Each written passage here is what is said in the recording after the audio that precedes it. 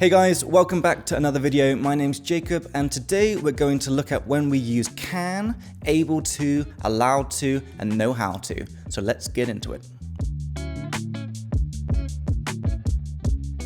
Alright guys, so we know that can is a really great modal verb because we can use it for everything. We can say I can swim, I can drink, I can smoke. But the thing with can is it has two meanings. We can use can like permission, like can I sit here? Do I have permission to sit here? And we can also use can for ability, like I can speak English, I can dance, I can drive. And the point is, sometimes we want to be a bit more specific about do we mean permission or do we mean ability? And that's why we have these two other modal verbs, to be able to, which is for ability, able, ability, and to be allowed to, which is about the permission.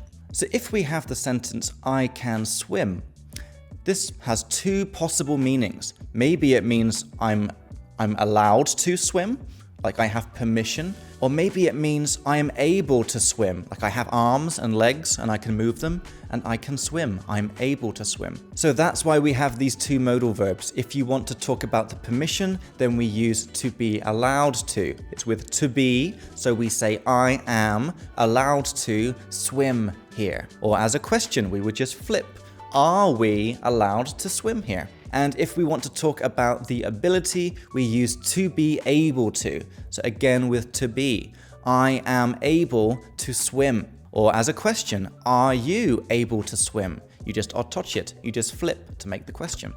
So guys, I think that's pretty easy. So we've got can has both meanings. And if you want to be more specific, we use to be able to for the ability and to be allowed to for the permission. And a couple of pro tips, guys. We also have this other modal verb, know how to, which is very similar to be able to. Like we can say, I know how to drive, or I know how to speak English. Now, what's the difference between I'm able to drive and I know how to drive? Now, it's a very small difference, but usually we use know how to for things that you learned. Like with the driving, you learn how to drive, so we say, I know how to drive. Whereas able to, we use more just for things you're naturally able to do. Like I am able to hold my breath for 2 minutes. That's not something I really learnt, it's just a natural ability I have.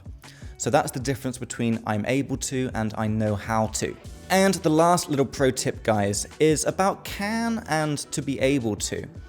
Now, usually we use can in the present, I can swim, and we use able to for the past and the future. For example, when I was younger, I was not able to swim.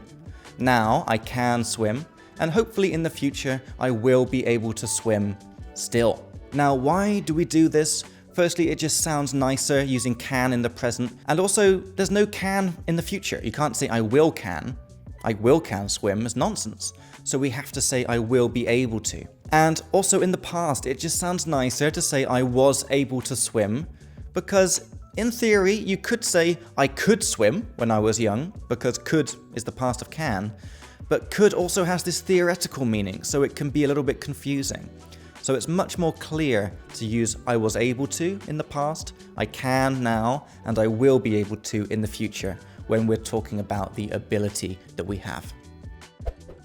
Alright guys, I really hope you liked that video. If you liked it, make sure to like and subscribe so you don't miss out on future videos. And if you like, you can check out our full video courses on our website, which take you on a clear and organized path to English fluency. And you can check out our vocab app, which has over 1,000 words and phrases chosen by me that I know you probably don't know, but you definitely should know. And for some listening practice, you can check out the Speak Like Me podcast to hear some funny conversations and also answer some of your questions in every episode. Guys, really hope you like that one, and I'll see you in the next video.